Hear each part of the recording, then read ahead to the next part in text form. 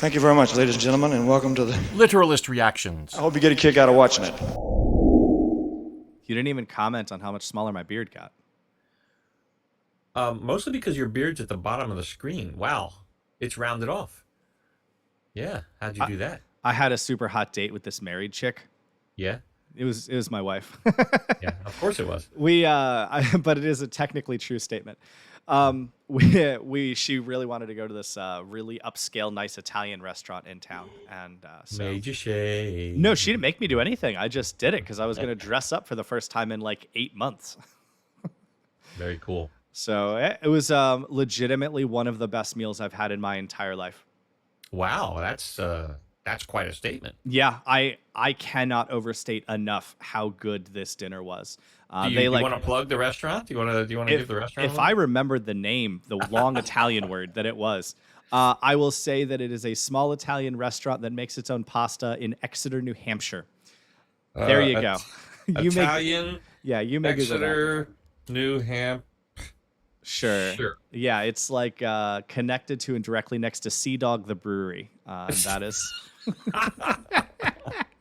It's unconnected in that like they aren't the same business. They aren't, like, right. The They're building. Yeah, the building. So Cornicello? Yes. Yeah, that sounds right. Cornicello, Exeter?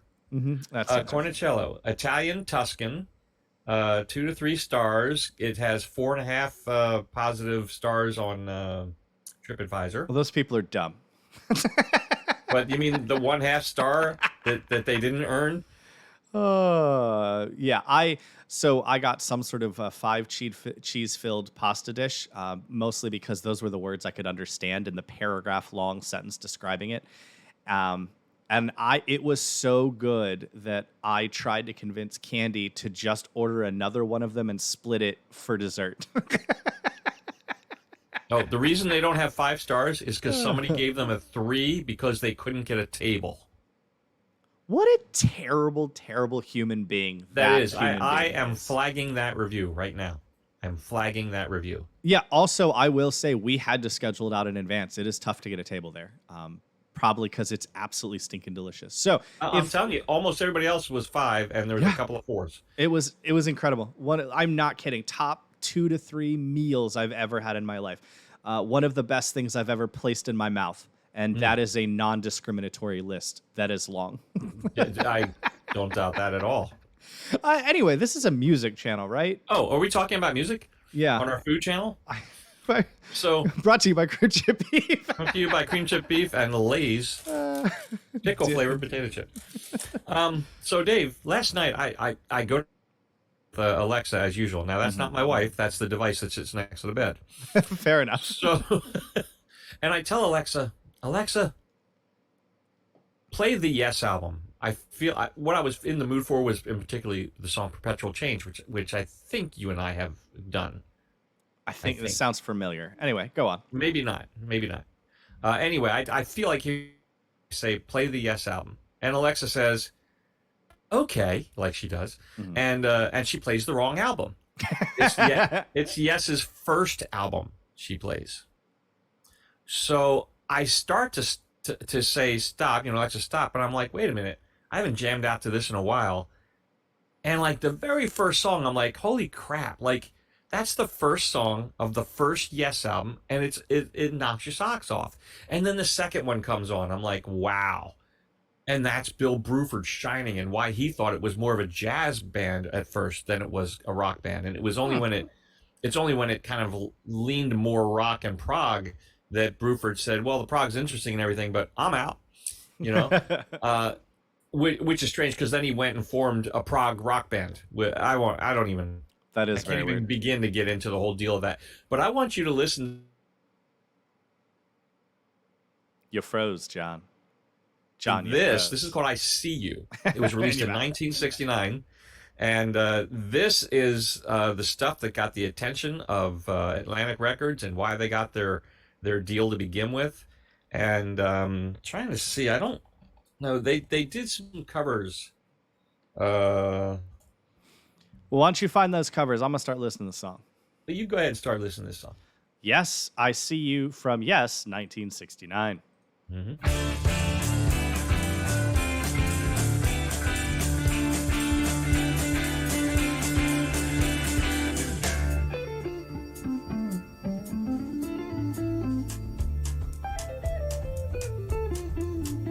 I could see jazz.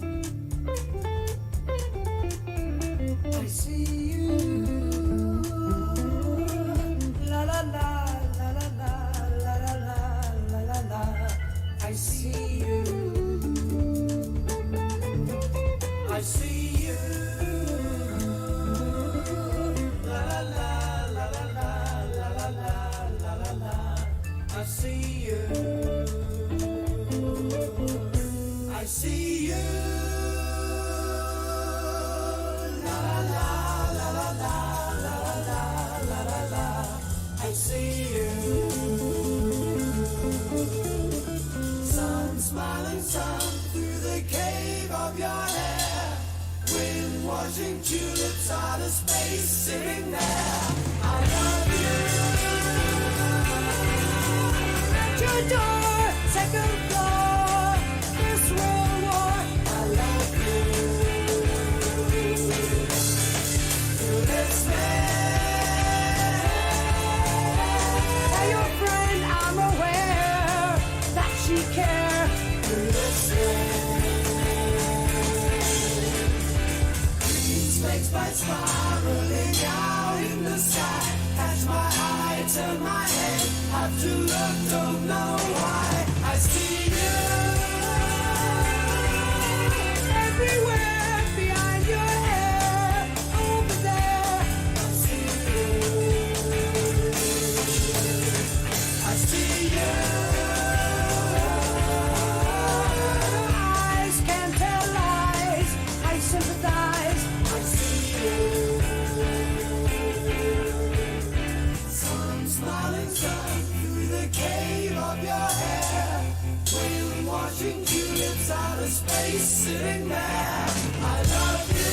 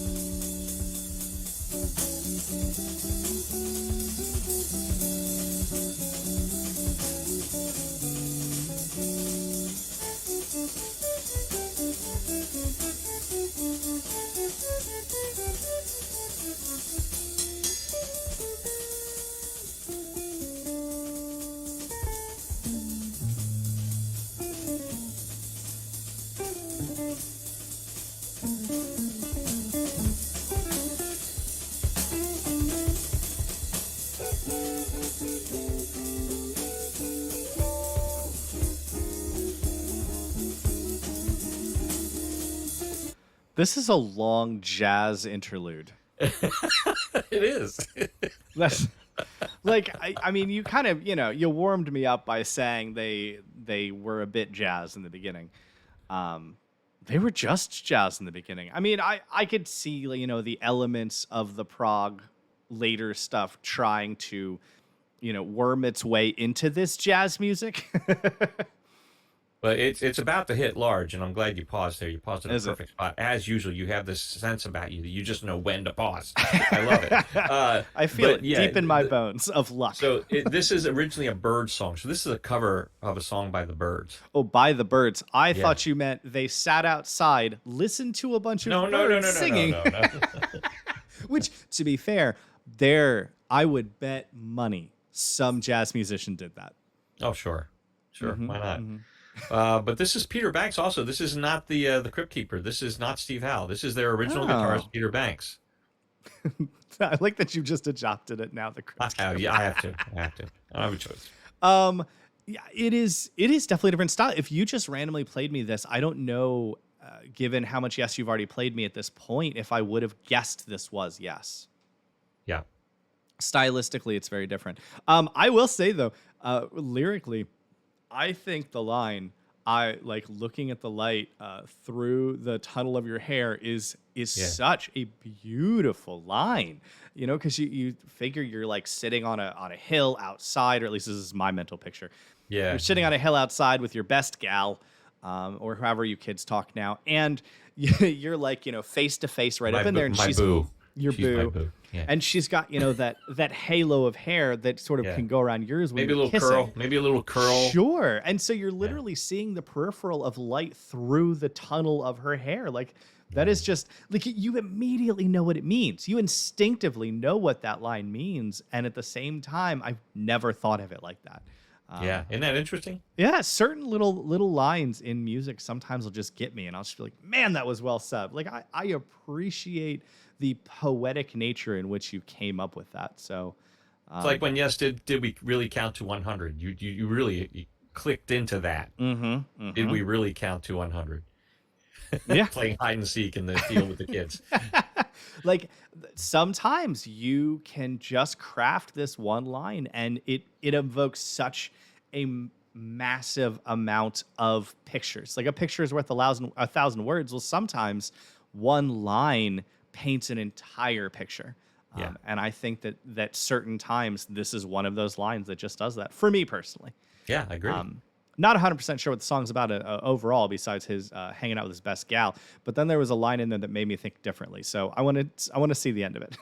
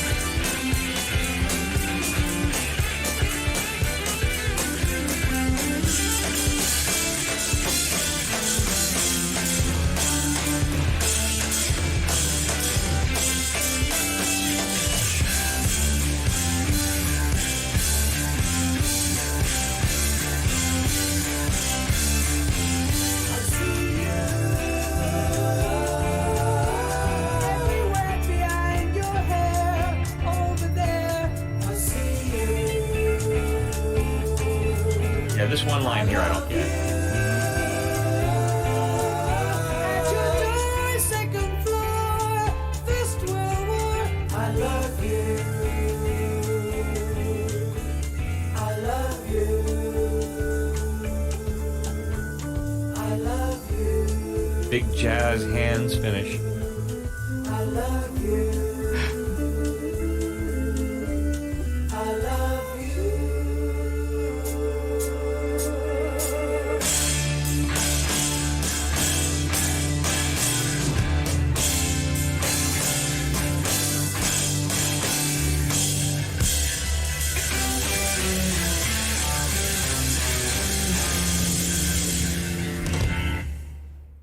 All right, that was a jazz hands finish. That was we started a little bit proggy, but mostly jazz. We went into predominantly jazz, went back into a little prog rock, and then ended with more jazz, which I gotta say, I actually appreciate that. It's it's a fun back and forth. I like different feels in the same song, and despite I don't love jazz. It depends. I'm hit and miss, I should say, with the jazz that I enjoy. I have sat out with friends at I used to go to a hookah bar back in the day, and up in Philadelphia, and there was a jazz school like around the corner, and so the students used to come in one night a week and jam. And I will say, I have heard a 25-minute version of "Mary Had a Little Lamb" that was legitimately one of the most enjoyable songs I've ever heard. But I've also heard a lot of jazz that I don't get it. It's just not my favorite genre. So I can appreciate it for what it is, but it is not high on my, man, I can't wait to listen to more jazz. And I think it's an acquired taste as well, understanding what they're doing, why it's different or important. And, I've never heard the Byrds version, just out of curiosity. Because when Yes does a cover, like you have always said, and I completely agree, if you're going to do a cover, make it your own, own it. And Yes always owns, like, you've probably never even heard the original America by Simon and Garfunkel. Well, Yes'd Up America by Simon and Garfunkel. They took that 2.5-minute Simon and Garfunkel ditty and turned it into like a 9-minute Yes anthem. and I hope to get to that with you someday and do both versions, maybe back to back. But I just tossed you the audio, I guess, of the Byrds, not the lyrics. I've never even heard it, so this would be interesting to me to hear. Oh, it's pretty close there. A little less jazzy. I see you under there behind your hair everywhere. It's a little less jazzy, and I will say their singing is more harmonic.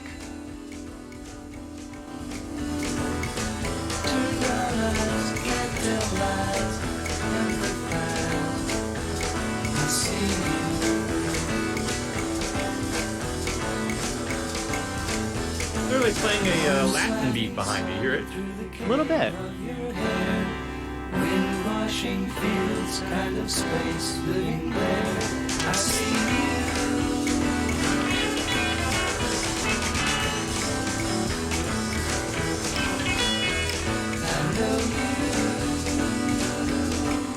Yeah, it's like I don't know, hitting the wood plank or something.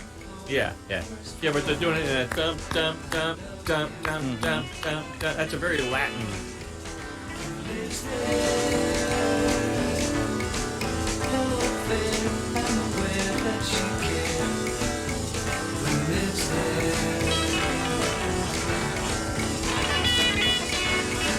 Specks bright spiraling out in the sky.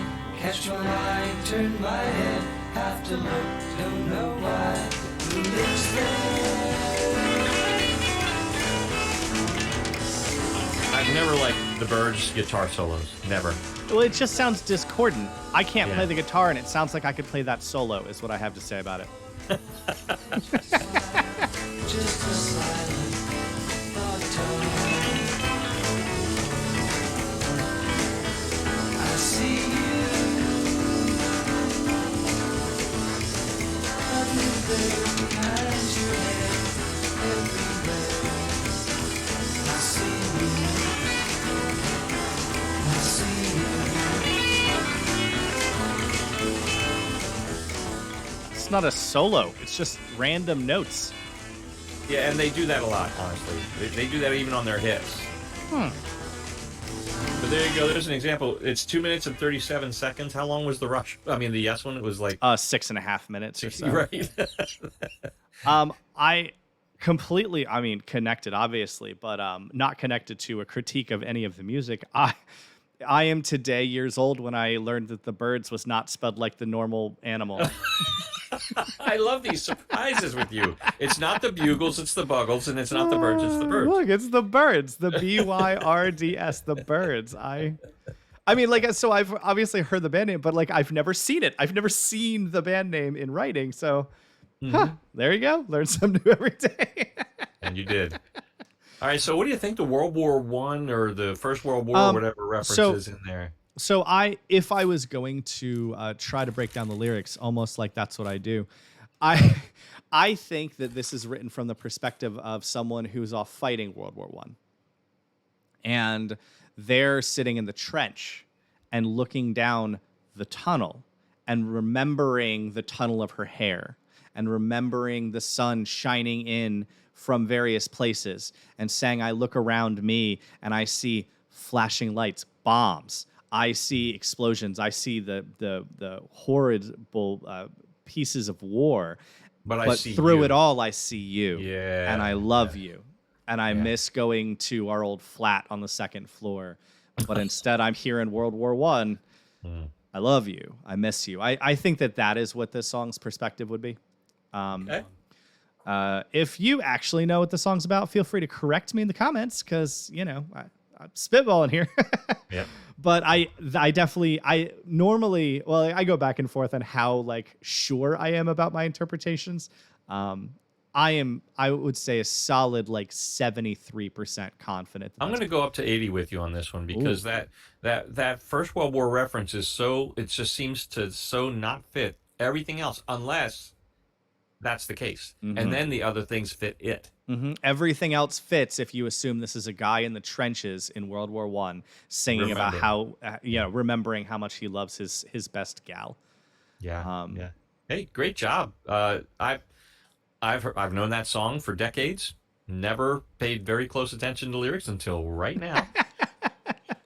You're welcome. Thanks, Dave. Appreciate that. You know what that means, John? We've both learned something new today. Yes, we understood the First World War reference in a song I've been listening to forever. It didn't matter to me. I just love the tune. And I got to say, it was a fun song. Also, not that was the point of this video is to compare because I didn't even know this was a cover and we were going to listen to the Byrds portion. But man, Yes was miles better. I don't know a lot of the Byrds stuff, so maybe we'll have to do a little bit of the Byrds.